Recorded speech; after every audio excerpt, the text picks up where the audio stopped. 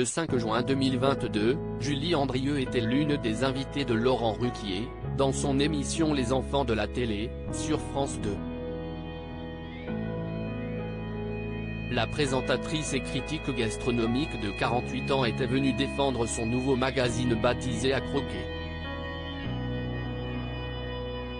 Et en cours de programme, elle n'a pas échappé à une question sur sa vie intime. Tout a commencé en 2009. À l'époque, Julie Andrieux était invitée dans le jeu télévisé de TF1 Attention à la marche, présenté par Jean-Luc Reichmann. Et le compagnon de Nathalie Lecoutre lui a demandé de raconter une anecdote sur sa vie privée.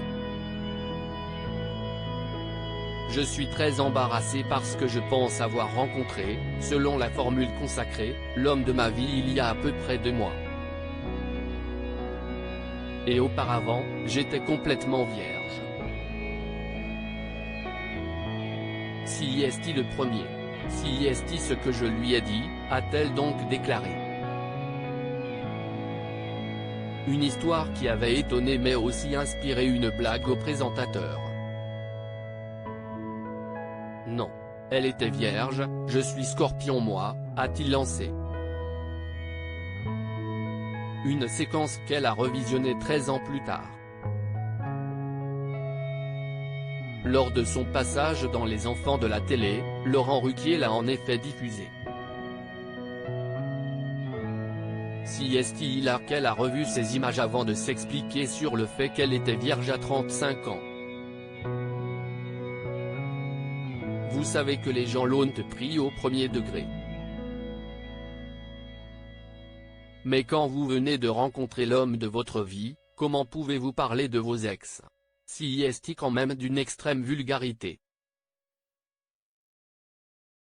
Donc non, je n'aille pas d'ex. Et d'ailleurs à l'époque je le croyais. Bon maintenant, a-t-elle expliqué. À l'époque, Julie Andrieux venait de rencontrer le neurochirurgien Stéphane Delajoux. Le couple s'est marié en 2010 et a agrandi sa famille avec les naissances d'Adrien, 9 ans, et Gaïa, 6 ans. Ils vivent toujours le parfait amour depuis. Avant cela, elle a été en couple avec le photographe Jean-Marie Perrier, avec qui elle est restée en bons termes.